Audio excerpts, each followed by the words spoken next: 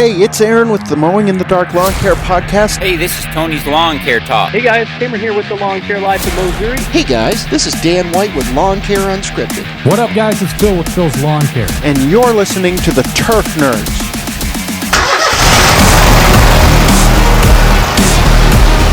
How about that for a time to wrap it up, Greg? We'll try to keep the show between 25 and 30 minutes. I mean, can we do it? It sounds like a challenge. So, challenge accepted. Oh, man. Hey, guys, Greg Durbin is throwing down a challenge. When Greg, throws it down. Hello, this is Greg. He means it. Yes, I'm trying to challenge myself into something other than painting right now. So, I'm getting a little tired of my painting project. Sounds like you've been painting a lot, Greg. Hey, real quick, guys, because we kept forgetting to do this in the past couple episodes. Equip Expo's coming. Promo code Turf Nerds, all one word, saves you half off. But yeah, Greg, the word on the street is, we'll kind of tie this all in together with this episode, is I think you're a better painter than you think. I've said that a million times, haven't I? I believe you have. I've gotten good compliments on that painting, but it's just, I can paint pretty well, but painting is kind of boring. And I am not a good mudder. That's the downside. But if you want to be a really good painter, you got to be a good mudder. And so that's my downfall right there. So it's frustrating. But I've had to do a lot of mudding, more than I expected, and then have to go back and fix my bad mudding, and so that's kind of frustrating. I'm gonna try this. Okay. Oh, Greg, your painting is so nice. Oh, that wasn't a good. I was going to put in a whistle. All right, hey, Greg, your painting is so nice. All right, well, that wasn't the whistle I was looking for. No, I was trying to find a cat call. No. We do this, guys. I gotta be careful of this sound app that I'm using to find stuff. There's a lot of funny things on there, Greg, but some haven't been very appropriate. We don't want that, do we? No, that one, that sounded like you were throwing false accusations at me there with saying that my painting was good, and then you were disappointed with the whistle that you presented. Well, if you get compliments on painting, then that means you're a patient man. Greg, it's been a wild snow ride here. Always happens in Michigan, guys. We're coming up to middle of February. I can't wait till we're done with the snow season so we can look forward to mulch and spring cleanups and things like that and aerations. But, as Frank Sinatra put it, Greg, kind of let this play for a second. We got some snow coming in, I think, Wednesday, Thursday, don't we? Looks like maybe 4 to 8 inches or 5 to 8. I don't know. I didn't even know that. Well, I guess I know what I'm going to be doing on Wednesday and Thursday. I guess it'll be painting.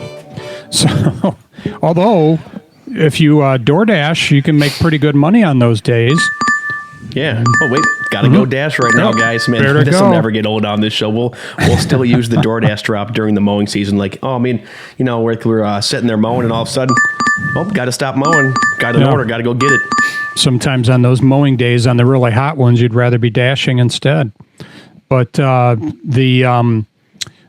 was it the other day? I noticed there was, when there was some snow, I think it was like Friday night or Saturday, we had some snow, and they were offering an extra $5.50 delivery per delivery. And I think over in your area there, in that Farmington zone, I saw an extra $5.50 per order. So, sorry about that. I was paying attention. You were talking about back to dashing, how it would be cooler with AC. The Ferris mower has this premium AC cab attachment. They were at the expo. Yeah, it's literally it's a Ferris ISX 3300. It's a Vanguard, but it's with an attachment for full AC, and it's supposed to be pretty good air-conditioned operator enclosure, fully assembled, lightweight, weather-tight. So, hey, man, you could get one of these. I think it's with the mower, too, but you could get one of these and continue to mow while you're raining, or if it's too... I think this would be kind of nice, but it even has a windshield on it, but if I use this, mine would just get destroyed with all the trees and stuff I'd hit. That would be pretty brutal. I asked one time, I remember I was talking to somebody about their rider, their zero-turn rider, and I said, how come nobody puts up the crash bar, the roll bar? And that's because they can't use it when they're going under trees.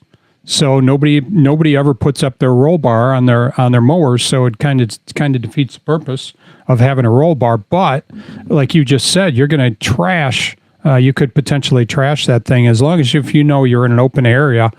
For some of these guys somebody just mows huge lots. Can't remember who, but one of our friends has just big lots that they mow, and that would probably be the thing. It was Dan. I think it was Dan was telling me he has a bunch of big lots. And, when you get out and you're mowing those 2, 3, 4 acre lots, that's where that thing would probably come in handy as long as you're in an open area.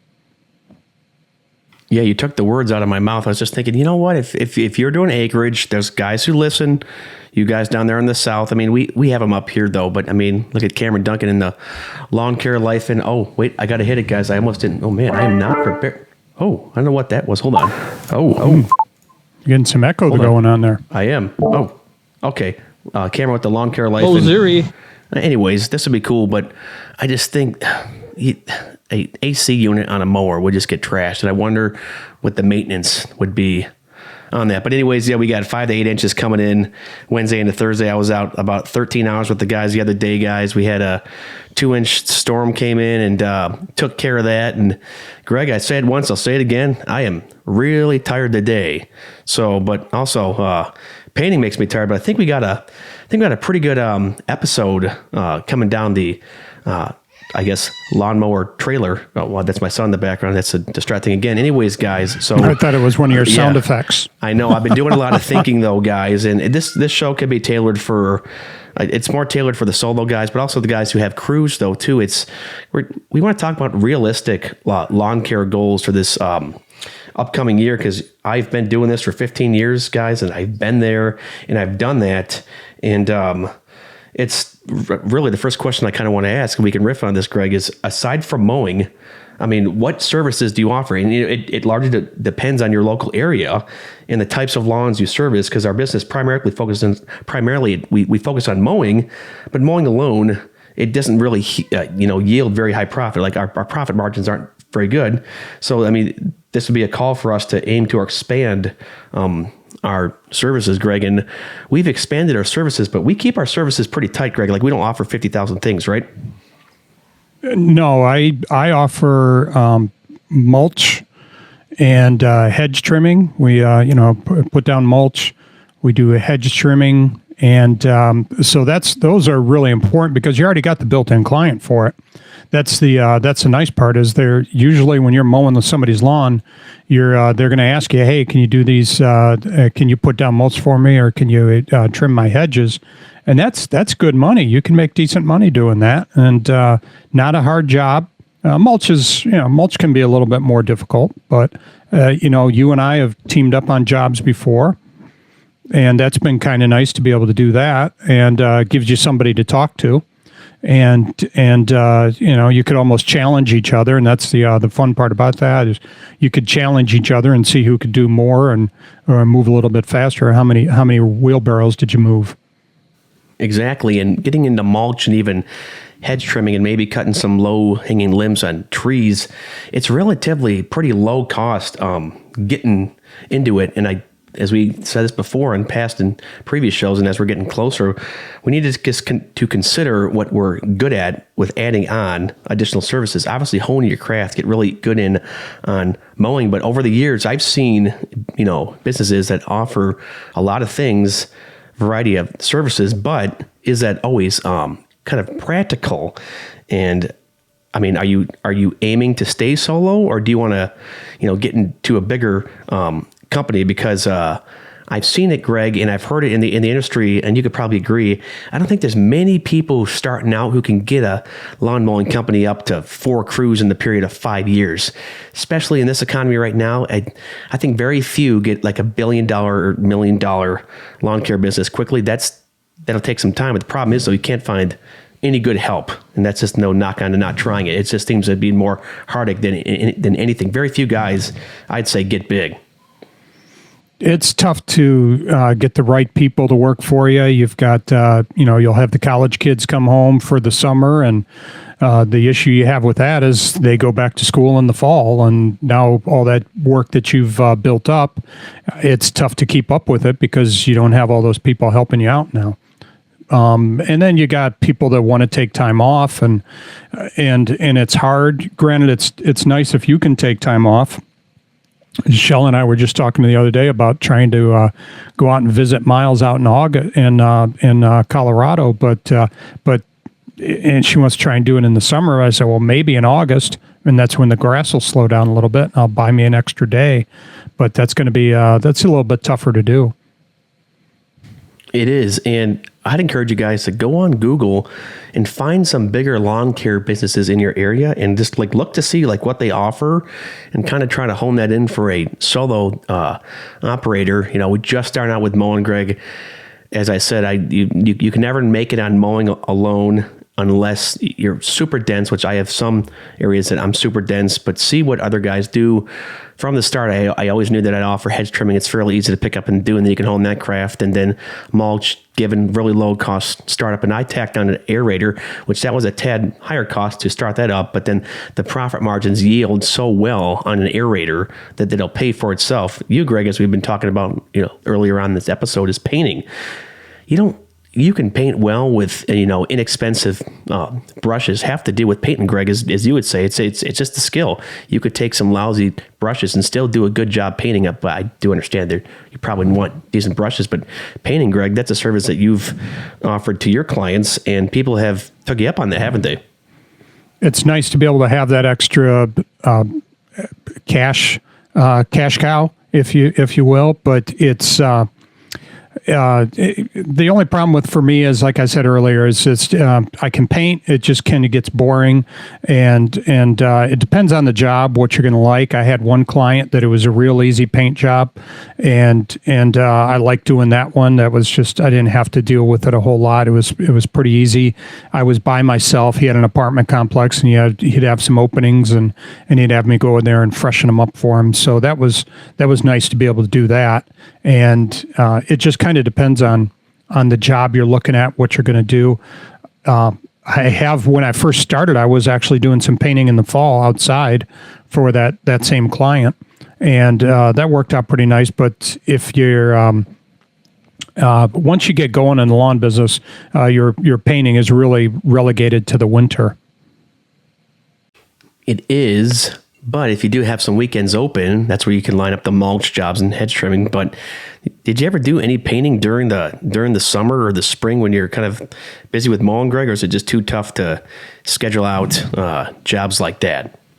It's too tough to schedule that stuff out because if we get rained on for 2 days, you got a paint job you were scheduled to do. You were going to do a job on Saturday and we got 2 days of rain. You just took your Saturday up. Now you got a client that's going to be upset at you because you didn't get to do it. The only way I look at it is if I'm explaining that to the client, I say, look, I'm looking to do it on Saturday. If we get rained out, then I'm going to have to bump you to the following weekend. And, some people, they're okay with that, but as long as you're upfront with them, that'll work. I had a big job that somebody wanted me to do. He wanted me to stain his deck, and one of my clients wanted me to do that. And I just said, I went over and took a look at it, and I said, this is a bigger job than I really want to do, and you don't want me doing this over 3 weekends or so. And he needed it done fairly soon. I think he had some activity coming up at his house. And I just told him, look, and that was the other question I asked, when do you need this done? And he told me, and I said, I'm probably not going to get that done. And that's where I referred him to a buddy of mine that's got a handyman business. And that's actually where it's good to have guys that can do that for you. They have a handyman business, and you can refer stuff out to them. So that goes back to what we talked about a long time ago, was having contacts and knowing guys that can do certain things that you can't do. Hey, Greg, I got a really good contact, and you guys clearly know him. It's the one and only Ezra McCarthy with Green Frog Web Design. And hey, Greg, spring is coming. Clients are demanding. And what better way and idea to get a website? Ezra's really pushing this. He's got pay-per-click advertising right now, guys, and that can put us at the top of the search. And doesn't that kind of tickle you, Greg? You might want to get a website for Durbin Lawn Care this spring and rank up. I mean, I'm really tempted to get one for E&D. We have one here for the podcast, guys. Check it out at turfnerdspodcast.com. But Ezra, he's making some big splashes in this industry because people are actually copying off of his, I guess, model of the first month is $1. I mean, come on. You can't beat that, right? He's got a great thing going, and this is the time to have it set up for you real quick. And that way, if you're trying to get some business going, or if you've got an existing business and you want to grow to potentially get into having multiple employees, or if you want to be able to get better clients. So you started out a couple years ago, you've got some $30 lawns that are just, they're okay, but you'd like to be able to get better clients. You can get with Ezra, and when those clients, the lawn doctor, right? Hey guys, that's a Hello, good this is Greg. moment. Hey Greg, how are your lawn patients going? I mean, they're doing pretty rough over the winter. I mean, their grass is brown. I don't know. Yeah, actually, I think I did see a lawn doctor out there. Some guy with a name on the side of his truck said the lawn doctor. But those clients, they'll be looking for you, and that's a warm call. You know, everybody talks about cold calls, and it's hard to get somebody up. But when they go on your website and when they look you up, you've already got a warm call. They're reaching out to you, and so that gives you a potential to be able to get a little bit better client, probably. And Greg, you know what also makes this show warm? It's now time for another edition of Uncle Greg's Gregariousness. Let's run it. And now it's time for Uncle Greg's Gregariousness. Hello, this is Greg. Really? So I'm doing my painting, and even though I keep talking about painting, I'm painting in one spot, and our cat is watching me, and I'm working on the stair rails, and you got the posts coming out, and all of a sudden, as I'm trying to paint, he comes up and he wants to start swatting at my paintbrush while I'm painting, and he starts playing with it and he thinks I'm playing with him, and now I've got a cat with paint on his paws, and he's sitting there trying to shake the paint off, and I'm worried that he's going to go running around on my carpet, and with the little paw prints all over the carpet and the floor. But it was kind of funny. I got to admit, it was kind of cute. He thought it was playtime, but I just had to take him and move him because he was getting in the way of everything. So it was going to be a problem if I kept painting and watch paint drip on him or something as well. That was good, Greg. You milked this under a minute. Look, the ending's coming up here right now. Yeah, man. You can only talk about cat and the paint too much. I know. So much. Your gregariousness was really great with that, but back to what we were talking about, guys. So I've seen it on Facebook and flyers here. You have these lawn guys, Greg, and you've seen it too, and I've been guilty of it, but I don't know if I have necessarily been that guilty, but maybe too wordy. But you see guys with these flyers, and they offer way too many services on it. It's like it's good to read the Bible. It's like their flyers almost like a Bible with like Leviticus and Deuteronomy of all their stuff they got. And you sit there, it's like, it's almost oppressive going through like a long brochure. Like literally, you want to be good at like 4 or 5 different things, and that might even be pushing it and really master and hone it. Like, haven't you seen? I mean, I've seen some people that offer crazy amount of things in their flyers. I'm just like, I don't even know what to ask them for. You know, that's important is making sure that you're concise. And I heard a guy one time when we were praying at a youth group, he says, "Lord, help me be concise and to the point. Amen." That was his whole prayer. That's actually pretty good. Yeah, wow. That's my favorite prayer ever. Here we give him the Aaron Sutter laugh, right? Sorry. Yeah. Here we go. The best part happens here at the end, Greg, right? Anyways. So, but you got to be concise on your flyers if you're going to put something out. If you're going to pick up a client, they're going to ask you if there's anything else you do. I don't have snow on my on any of my flyers, snow removal. I can't tell you how many people ask me if I do snow removal, and but I just did something for somebody the other day. I cleaned out his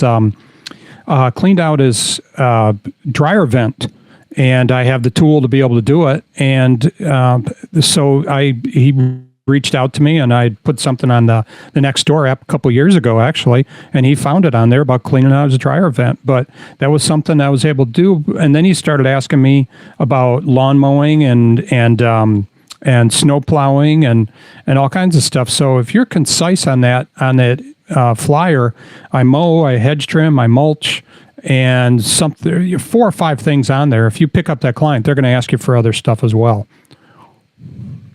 And you are so right with that, because I've had guys, and I unofficially offer snow removal guys, but I'm not adding it on because I do that full time with my buddies. Oh, funny thing, Greg, to go off on a little tangent, we put a whole pallet of Eco Green rock salt on my trailer. You know, the bagged stuff, that was 49 bags, and each bag's 50 pounds. So we'll just say it was 50 bags. It's 2,500 pounds. And with the dump insert, and then I upgraded my coil springs, my truck squatted down, but it wasn't that bad. And I have a video, guys. Maybe I'll put it on the Turf Nerds Instagram.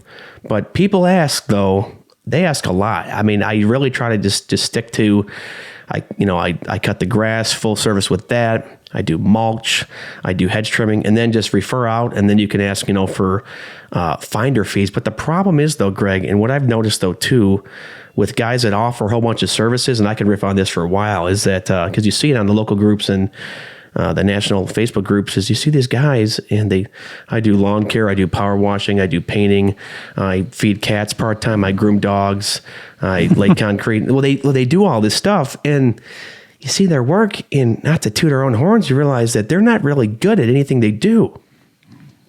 No, what is it? What's the old mantra? You can be a jack of all trades, but a master of none.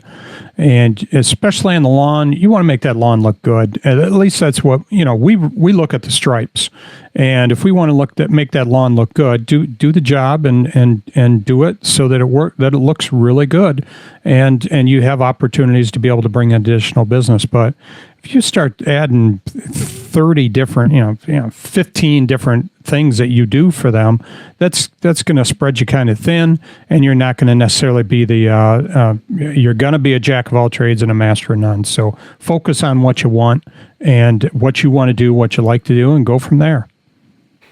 I like how you talked about the striping, because I've seen it. I don't even have the most straight stripes, but I know how to stripe, mower deck tip to mower deck tip, be clear that I say that the right way. But I've seen guys, they said they've been in the business for a while, and their stripes don't look good, or they overlap just way too much. And I try to encourage people on the groups, because there's so much. It's good to kind of troll some people if they deserve it in a friendly way. But I'm just sitting there, back to it's mastering your craft. And I've been doing this 15 years, and I'm still mastering in how to stripe. I've gotten a whole lot better with hedge trimming, even using the chainsaw properly, things like that, and mastering just maintenance on your machines, and then slowly tacking on services. Like I was talking about, Greg, I think I'd mentioned this to you, maybe getting into like laying down brick pavers, because the word on the street is they're fairly pretty easy to do, but I think you have to be precise with it. And I was never someone to be like when it came to too much fine, like super fine motor skill, that was never my strength. It was more bigger, I guess bigger things where you have to be that precise. But it's just, that's one service that I could get into, because I've branched into the aerations. What next can I add? Maybe do more painting, or pick up more painting during the winter rather than door dashing, because that's driving me absolutely insane right now. But the possibilities, guys, they're out there big time. But I really want you guys to think about what we're talking about. Don't try to, I've had people tell me that I need to scale up, and I get that to a point, but the problem is that's not something that I really want to do, Greg. I didn't want to run a lawn care, like literally empire, where it's me and then I have like 40 people working under me, because I'm too picky and too OCD about the lawns. And sure, I can make a whole lot of more money, but I think quality would overall diminish unless you can find some really good guys, and that's what you want to do. I still think part of the trick and the aim of the game is, sure, I could sit back, be a president and run crews, but I like to physically be in there and working. Point being said is just set realistic goals, because you and I talk jokingly, Greg, about what we want to do, and let's just say half the time that doesn't happen, right? Well, you were scaled up. You did have a couple of guys working for you at one point. You were doing, I think you said, about 180 lawns. And yeah. I think, but then you also had issues with guys who wouldn't show up. They'd call you that morning and say, I can't come in today. And so that can be frustrating. And you've still got 180 lawns to do. They got the day off. and so that's tough. So you had built up. Some guys can do it. I mean, there's a couple of guys here in my local area that they're big. I see their trailers all over the place, and it's the same trailer. They only have one, and I keep seeing it. But I know one guy. He does it. He's just trying to do it. He lowballs, and he just gets a bunch of business, and that's how he makes his money. He just lowballs. It's just volume. And that's what he's going for, but he's got to hire all these people to work for him. That means he's got to have all this equipment that he's got to have, and I don't know how he does. I think he does pretty good money. The one guy in particular I'm thinking of, but then he's got to have all these people that work for him and making sure they're on time, making sure they're treating the equipment nice. So you just got to find what works for you and find the right guys. If you want to build up, you got to find the right guys. And I should have said that, though, earlier, too. No knock on anyone who wants to run a big lawn care empire. I mean, I did have dreams and aspirations about that. But speaking of dreams here, real quickly to wrap this up here, it's getting close. We can have nice dreams for our businesses. And, yeah, we want to build wealth, but this takes time. And, newsflash to some of you guys out there. It's money, but it's not all about money, because guess what? That'll fade too. I just pray every day, Lord, just give me the strength to glorify and honor you with my business. And he has blessed me with a small amount of, good money to come through with my business, but I'm by no means like raking it in.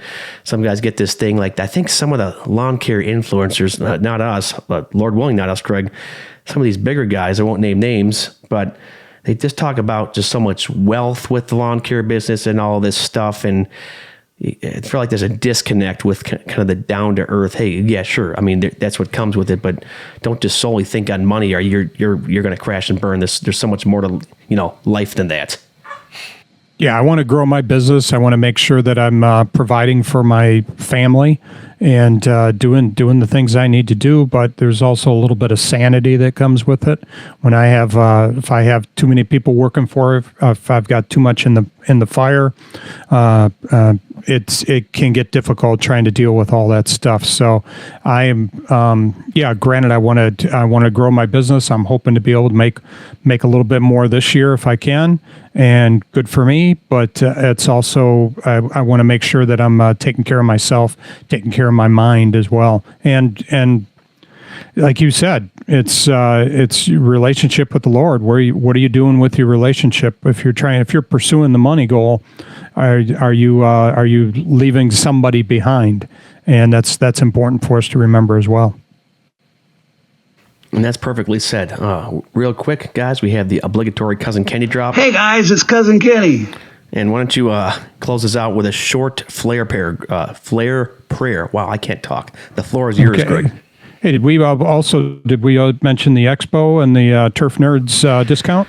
We did that. I did that at the very beginning. Oh, I apologize. I forgot about that. We've covered so many things, I've already forgotten where we were.